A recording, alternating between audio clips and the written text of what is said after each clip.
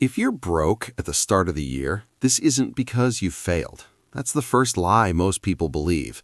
The start of the year feels brutal. Money feels tight, stress feels constant, and the narrative is always the same. You overspent, you weren't disciplined, you didn't plan well enough. But here's the truth nobody tells you. The start of the year isn't where people mess up. The start of the year is where the system finally shows its teeth. Most people enter the start of the year already exhausted. The holidays are over, motivation is low, and reality hits fast. Bills arrive immediately. Credit card statements show numbers that feel heavier than expected. Normal expenses don't wait for you to recover. And suddenly it feels like you're already behind before the year has even begun. That feeling is not accidental. The biggest mistake people make at the start of the year is thinking they're broke because of December. They assume the problem is overspending, that if they just cut harder, restrict more, and punish themselves enough, things will improve. And for a moment, it feels productive. Cutting feels responsible. Saying no feels like control. But control without flexibility is fragile, and fragile systems don't survive real life. Being broke at the start of the year usually has nothing to do with discipline. It has everything to do with structure. Most people live with every dollar already assigned before the month even begins. Rent, food, utilities, transportation, debt payments, everything has a job. So when the year starts and income hasn't caught up yet, there's no room for error. One unexpected expense turns into panic. That's not weakness, that's fragility. Think about how the year actually begins. Rent or mortgage shows up immediately. Subscriptions renew quietly. Insurance payments hit. Groceries don't get cheaper just because it's a new year. Life resumes at full speed, but your money hasn't recovered. When there's no margin, every decision feels urgent, and urgency is what makes people feel broke even when they're technically getting by. The advice people get in January makes this worse. Budget harder, track every dollar, cut all fun, be stricter. But restriction isn't a solution, it's pressure, and pressure eventually snaps. The first surprise appears, a car issue, a medical bill, a delayed payment, and suddenly the plan collapses. Now February doesn't just feel tight, it feels hopeless. This is where people start blaming themselves. They assume they weren't disciplined enough. They think everyone else has it figured out. They feel behind, ashamed, and stressed.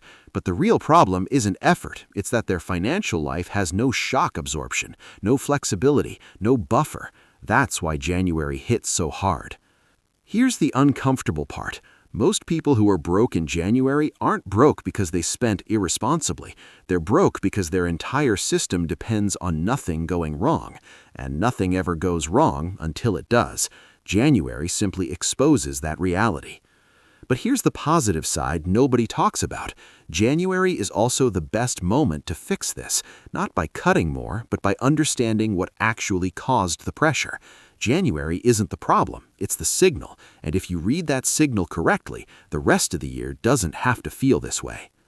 The first step isn't saving more money, it isn't investing, it isn't chasing goals. The first step is asking a question most people avoid because it's uncomfortable.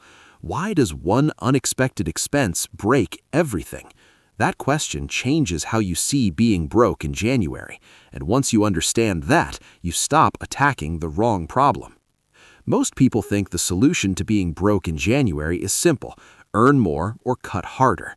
That advice sounds logical, but it usually makes things worse. Working more doesn't fix fragility if every extra dollar is already spoken for. Cutting harder doesn't help if there's no room left to absorb real life. The real problem isn't income or effort, it's that most financial systems are built with zero tolerance for error. When you're broke in January, the first thing you should do is not optimize, it's stabilize. Optimization only works when there's margin. Without margin, every decision feels urgent, and urgency forces bad choices. People borrow just to survive the month. They delay important payments. They avoid checking their accounts because looking hurts. That's not laziness, that's a system under constant stress. A stable system can take small hits without collapsing. An unstable one turns every inconvenience into a crisis. That's why January feels brutal. It's the first month where all the pressure shows up at once, and most people misread that pressure as failure instead of feedback. Another mistake people make is believing that being broke in January means you're behind everyone else. Social media doesn't help. Everyone looks fine. Everyone looks like they're moving forward. But what you don't see is how fragile most people actually are. Many are one expense away from the same stress. January just exposes it earlier for some. This is also why punishing yourself doesn't work. Guilt doesn't create clarity. Shame doesn't build stability. All it does is drain energy, and energy is already low in January. The reset that actually works starts with awareness, understanding where pressure comes from, seeing which expenses are non-negotiable, noticing where money disappears quietly. None of this is about perfection, it's about honesty. Being broke in January doesn't mean the year is over, but ignoring why January feels this way almost guarantees the same pattern repeats. Month after month, money feels urgent, decisions feel reactive, stress never fully goes away. That's not because people aren't trying hard enough, it's because they're fixing symptoms instead of structure. The real shift happens when people stop asking, how do I get ahead right now, and start asking, how do I stop falling apart when something goes wrong? That question changes everything. It moves the focus from pressure to resilience, from control to flexibility, from guilt to clarity. January isn't asking you to hustle harder, it's asking you to understand why things feel tight so early in the year. When you answer that honestly, the rest of the year doesn't have to feel like survival.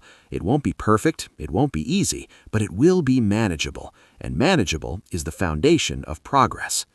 If you're broke in January, this isn't the end of your year. It's the moment you finally see what needs to change. Not later, not someday, now. If this video helped you see January differently, subscribe to Bank It Up. It really matters. These videos are about clarity, not hype, and subscribing helps them reach people who actually need them. Like the video, share it with someone who feels stuck right now. And before you go, we're leaving our latest video right here. Watch that one next. It connects directly with this and will help you understand the system even better. Thanks for watching, and I'll see you in the next video.